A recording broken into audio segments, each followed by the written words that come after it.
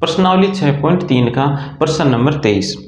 इसमें लिखा हुआ है सिद्ध कीजिए आर त्रिज्या के गोले के अंतर्गत विशालतम का मतलब है उच्चतम, आर त्रिज्या के गोले के अंतर्गत उच्चतम शंकु का आयतन गोले के आयतन का 8/27 होता है।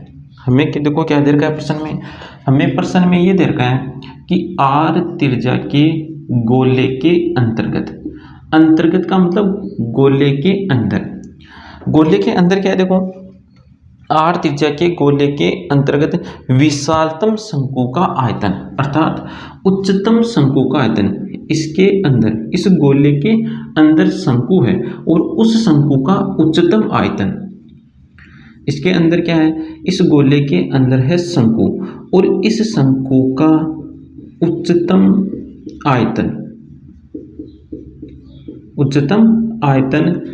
गोले के आयतन का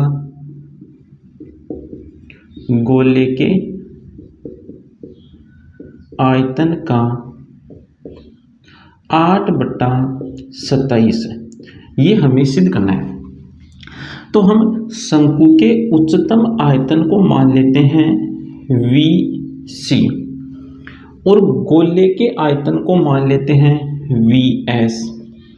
का मतलब होता है गुणा, तो गुणा का चिन्ह लगाओ और गुणा में क्या आ जाएगा 8/27 और यहाँ पर आ जाएगा बराबर का चिन्ह। तो हमें ये दिखाना है VC बराबर VS गुणा 8/27। अब देखो हमने उच्चतम आयतन को VC माना है, तो हमें पहले इस शंकु का उच्चतम आयतन भी ज्ञात करना होगा। तो ये ज्ञात करने से पहले हमें क्या ज्ञात करना होगा, हमें इस शंकु का उच्चतम आयतन ज्ञात करना होगा।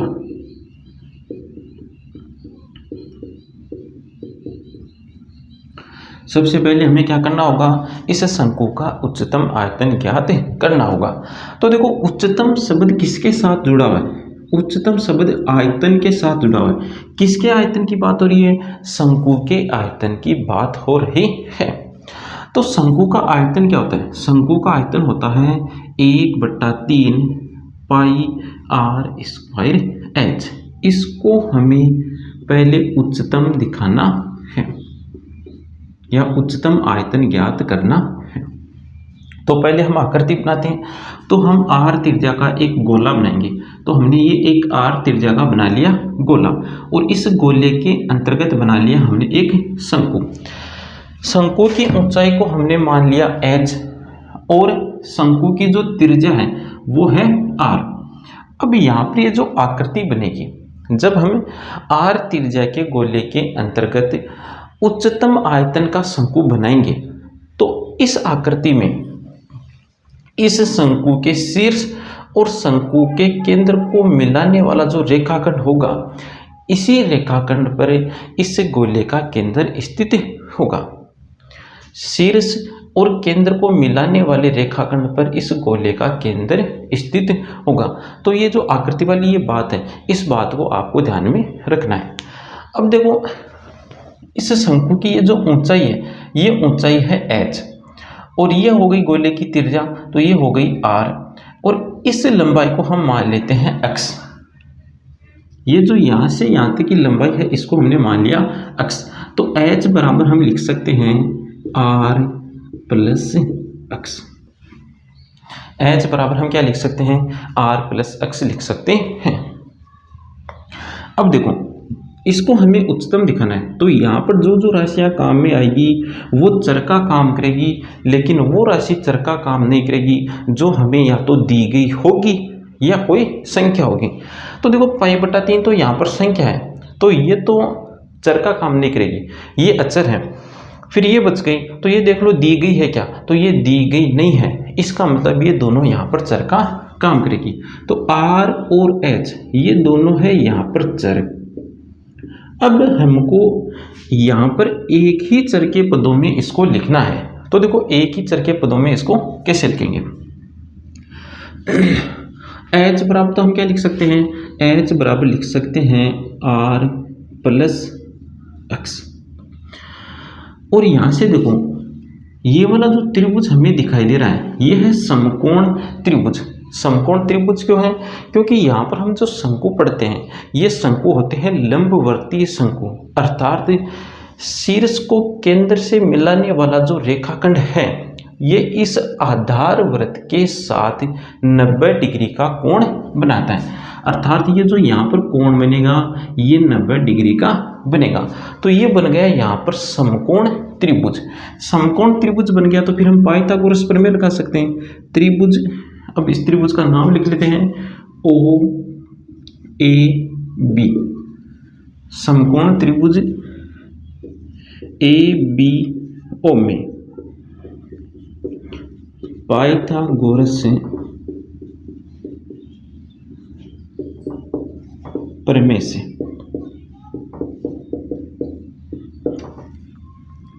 आर का स्क्वायर बराबर है x square plus r square.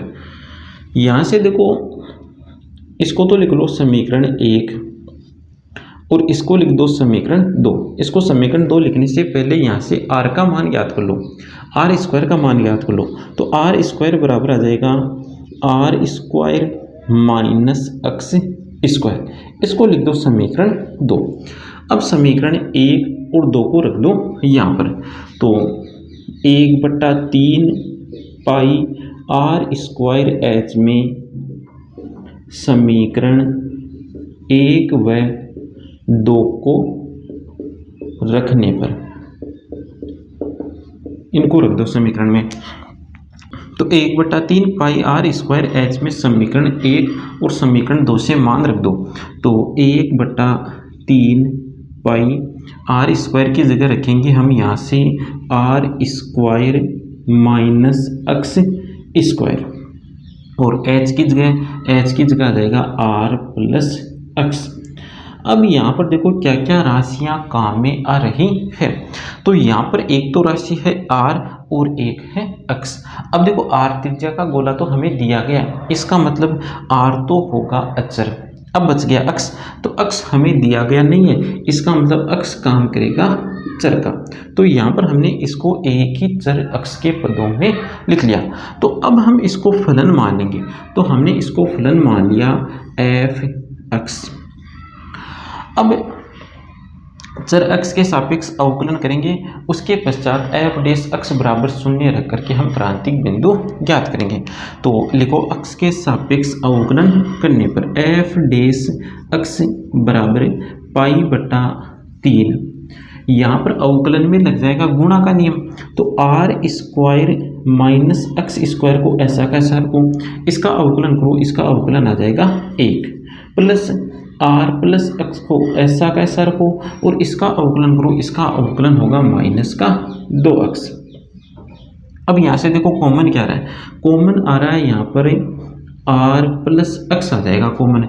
तो आर प्लस एक्स को कॉमन लो तो कोष्ट के अंदर क्या बच गया, यहाँ पर आएगा आर माइनस एक्स और यहाँ पर माइनस का 2x। तो ये बन जाएगा आर माइनस 3x। तो एफ डेश एक्स बराबर है π/3 गुणा आर प्लस एक्स गुणा आर माइनस 3x। अब हम एफ डेश एक्स बराबर 0 रखेंगे और क्रांतिक बिंदु ज्ञात करेंगे। तो क्रांतिक बिंदु ज्ञात करो यहाँ से। तो इसको 0 के बराबर रखेंगे तो एक तो x का मान आएगा माइनस का r और एक x का मान आएगा r/3। अब देखो x यहाँ पर लंबाई है और लंबाई ऋणात्मक नहीं होती, इसका मतलब x बराबर माइनस r हम नहीं ले सकते। तो x का मान लेंगे हम r/3। तो ये हमें एक क्रांतिक बिंदु यहाँ पर मिल गया। इस पर लिख लो यहाँ पर क्रांतिक बिंदु। अब ये जो क्रांतिक बिंदु हमें मिला है, इस क्रांतिक बिंदु पर हम एफ डबल डैश का चिन्ह देखेंगे। तो एफ डबल डैश ज्ञात करो पहले। एफ डैश देखो ये रहा, तो एफ डबल डैश एक्स बराबर π/3 बाहर रखो और यहाँ पर अवकलन में लगेगा गुणा का नियम। तो r प्लस एक्स ऐसा कैसा, इसका अवकलन हो गया -3 प्लस r माइनस 3x ऐसा कैसा, इसका अवकलन हो गया 1। अब इसको सरल कर लो। तो एफ डबल डैश x बराबर पाई बटा 3, माइनस का 3r और प्लस r तो माइनस का 2r, माइनस का 3x और माइनस का 3x तो माइनस का 6x। यहाँ से देखो -2 कॉमन आ जाएगा तो -2 पाई बटा 3 गुणा r प्लस 3x। ये हमने f डबल डैश ज्ञात किया। अब हम x बराबर r बटा 3 पर f डबल डैश का चिन्ह लिखेंगे। तो f डबल डैश में जहाँ जहाँ x है वहाँ पर हमें रखना है r बटा 3। तो f डबल डैश r बटा 3 बराबर -2 पाई बटा 3 r प्लस, यहाँ पर x की जगह हम रखेंगे r बटा 3 तो 3 से 3 कैंसिल, r बच गया तो ये हो गया 2r, तो ये बन जाएगा माइनस का 4 पाई बटा 3 r, ये बन जाएगा। अब यहाँ पर चिन्ह देख लो, तो यहाँ से हमें चिन्ह मिल गया माइनस का चिन्ह मिल गया। इसका मतलब f डबल डैश 0 से छोटा है। तो इस क्रांतिक बिंदु कौन सा, x बराबर r बटा 3, इस क्रांतिक बिंदु पर f डबल डैश 0 से छोटा है। इसका मतलब ये हुआ कि इस क्रांतिक बिंदु पर ये जो फलन f है, ये फलन f उच्चतम होगा। तो x बराबर r बटा 3 पर फलन f(x) उच्चतम होगा। और ये फलन f बना किसे, तो ये फलन f बना है शंकु के आयतन से। तो हम ऐसा भी लिख सकते हैं x बराबर r बटा 3 पर शंकु का आयतन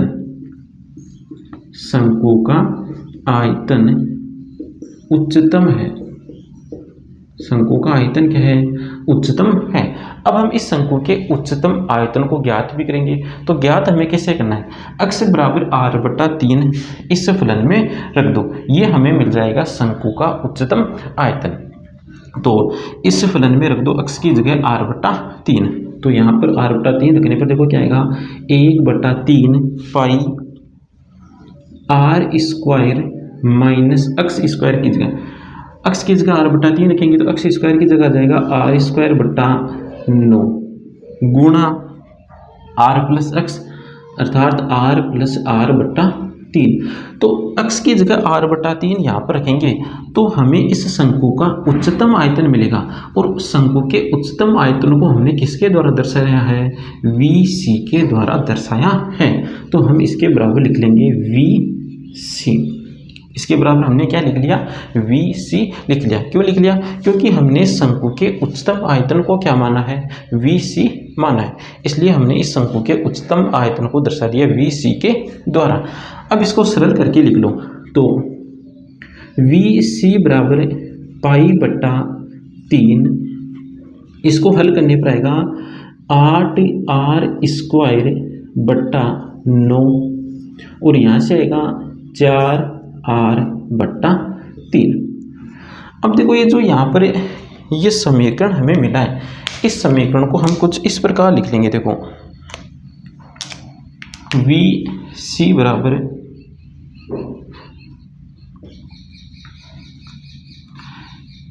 4/3 पाई, इसको बाहर ले लिया, एक तो 4 और एक पाई बटा 3।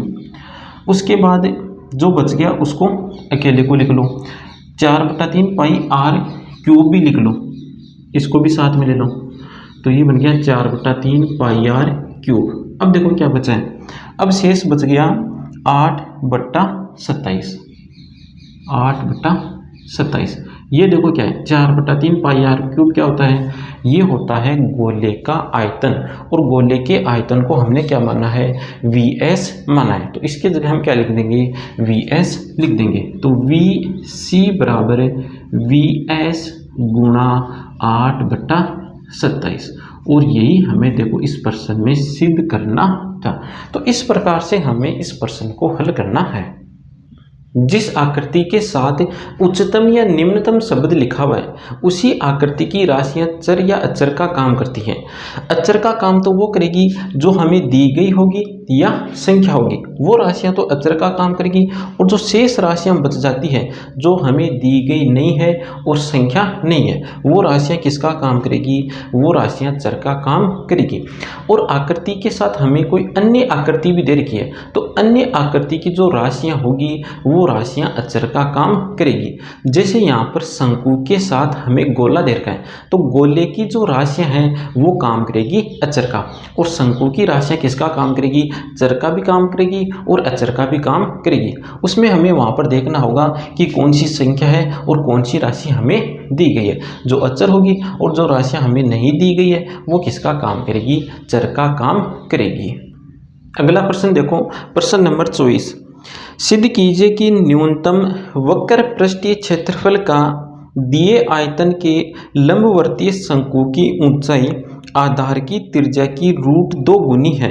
हमें सिद्ध क्या करना है, न्यूनतम वक्र पृष्ठीय क्षेत्रफल। एक तो हमें वक्र पृष्ठीय क्षेत्रफल को क्या दिखाना है, न्यूनतम दिखाना है। दिए आयतन, आयतन हमें दे रखा है तो दिया गया है हमें आयतन, तो आयतन को हमने लिख लिया v से।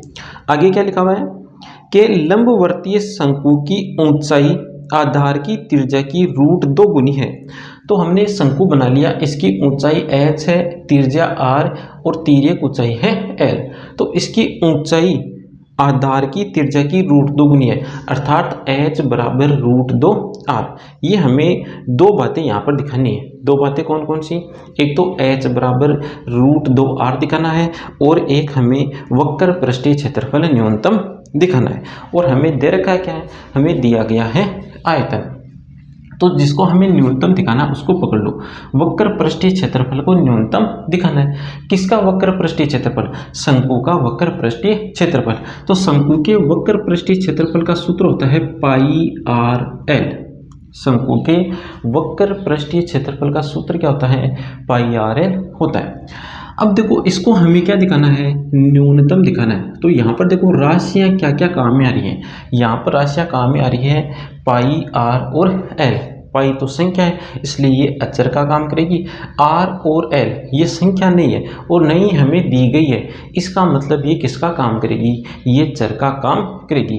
तो यहाँ पर आर और एल ये दोनों चर का काम कर रहे हैं। आर और एल किसका काम कर रहे हैं, चर का काम करेंगे। अब हमें इसको एक ही चर में बदलना है, तो एक ही चर में हम इसको किस प्रकार बदलेंगे वो देखो। यहाँ पर शंकु होते हैं लंबवर्तीय शंकु, अर्थात यहाँ पर कितने डिग्री का कोण बनेगा, 90 डिग्री का कोण बनेगा। तो ये बन गया समकोण त्रिभुज, और समकोण त्रिभुज में हम लगा देंगे पाइथागोरस प्रमेय। तो लिखो, आकृति का नाम भी लिख दो, AOB। त्रिभुज AOB में पाइथागोरस प्रमेय से L² बराबर H² प्लस R²। और देखो हमें शंकु का आयतन दे रखा है, तो आयतन क्या होता है, आयतन होगा 1/3 πr² H। यहाँ से H का मान ज्ञात कर लो, तो H का मान आएगा 3v/πr²। ये H का मान रख दो यहाँ पर, तो इसको लिखो समीकरण 1 और इसको लिख दो समीकरण 2। समीकरण 1 व 2 से, समीकरण 1 व 2 से देखो, समीकरण 1 व 2 से क्या आएगा, L² बराबर H² प्लस, सॉरी H की जगह तो ये आ ही जाएगा, तो क्या बन जाएगा, ये बनेगा 9v² बटा π² r⁴ प्लस r की पावर है 2। अब यहाँ से L का मान ज्ञात कर लो, तो L बराबर आ जाएगा 9v² बटा π² r⁴ प्लस r², इसके ऊपर आ जाएगा रूट। अब ये जो L का मान हमें मिला है, इस L के मान को रखेंगे यहाँ पर, तो यहाँ पर लिखो πr_l में L का मान रखने पर, πr_l में एल का मान रखने पर, एल का मान रख दो, देखो क्या बनेगा।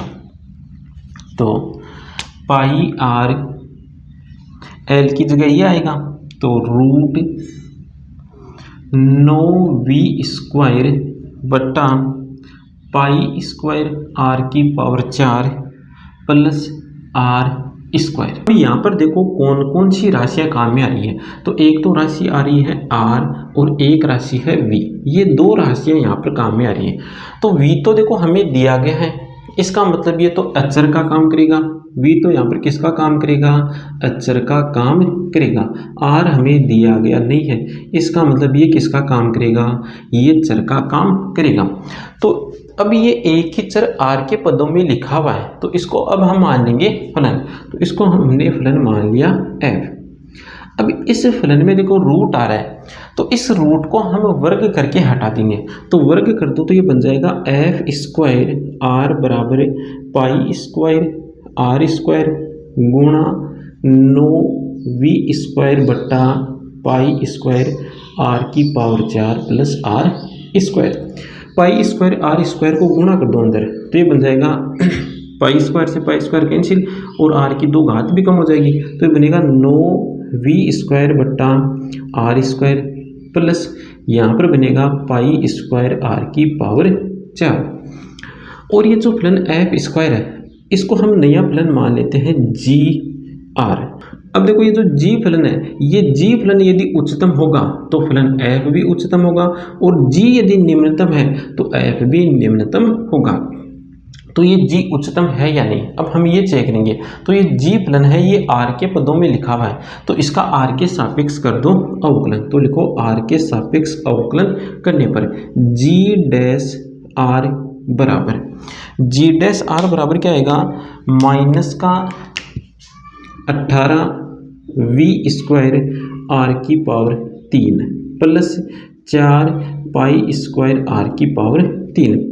यहाँ से आर का मान ज्ञात कर लो, तो जी डैश आर बराबर 0 रखो और किसका मान ज्ञात करो, आर का मान ज्ञात करो। तो यहाँ से आएगा 4 पाई स्क्वायर आर की पावर 3 बराबर 18v² बट्टा आर क्यूब को इस साइड लेकर के आ जाओ, तो ये बन जाएगा आर की पावर 6 बराबर, इसको भेज दो तो ये बन गया 18v² बट्टा 9 pi square, sorry 4 pi square. तो आर क्यूब सॉरी आर की पावर 6 बराबर, यहाँ पर कैंसिल हो जाएगा, कैंसिल होकर 9v² बट्टा 2 पाई स्क्वायर। तो आर का मान कितना आ गया, आर बराबर आ गया 9v² बट्टा 2 पाई स्क्वायर की होल पावर 1/6। तो हमने जी डैश बराबर 0 रखा और क्रांतिक बिंदु ज्ञात कर लिया। अब हम इस क्रांतिक बिंदु पर जी डबल डैश का चिन्ह देखेंगे। तो पहले ज्ञात करते हैं हम जी डबल डैश। तो जी डबल डैश ज्ञात करो, देखो जी डबल डैश बराबर क्या है, तो जी डबल डैश आर बराबर, जी डैश देखो कहाँ पर है, जी डैश ये रहा, तो जी डबल डैश बराबर आएगा 54v² आर की power 4 plus 12 pi square r square. R की जगह हमें कितना रखना है, आर की जगह ये रखना है। तो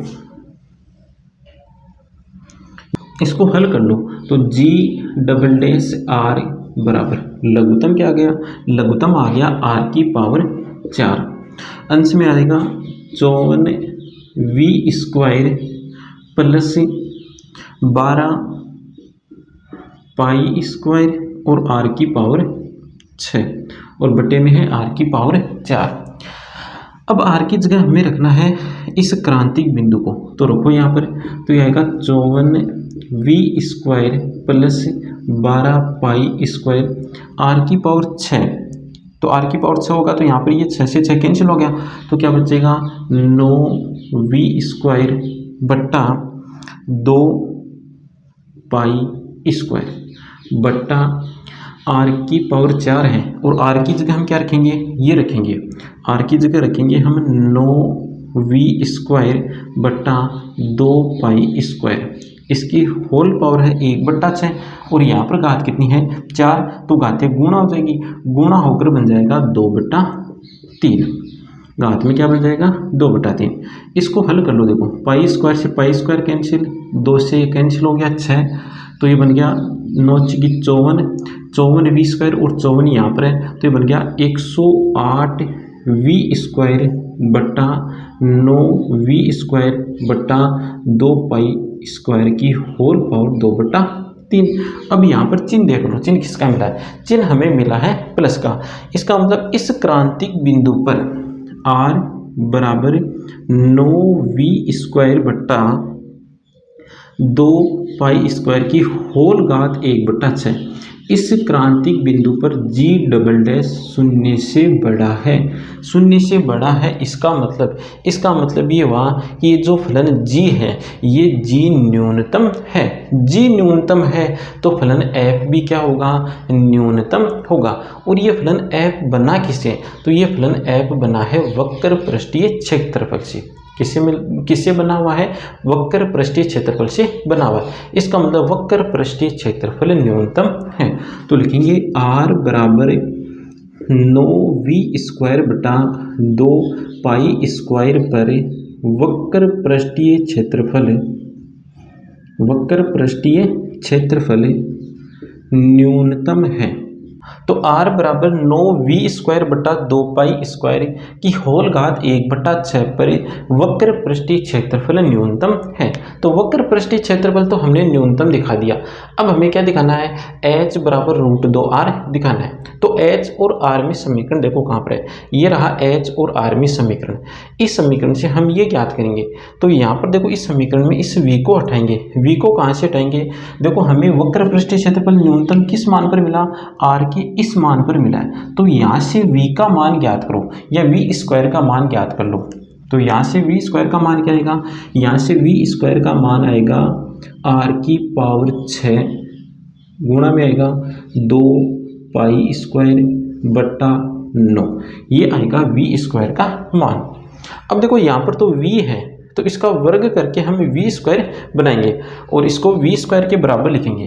तो v² के बराबर हमें क्या मिलेगा, h² π² r की पावर 4 बटा 9 बराबर आएगा v² और v² का मान वहाँ से हम रखेंगे, कितना है r की पावर 6 गुणा 2π² बटा 9, 9 से 9 कैंसिल, π² से π² कैंसिल और r की पावर यहाँ पर 6 और यहाँ पर 4, तो यहाँ पर r की घात बचेगी 2। अब देखो कैसे बच गया, h² बराबर 2r², वर्गमूल कर दो, वर्गमूल करने पर आएगा h बराबर √2r और यही हमें सिद्ध करना है।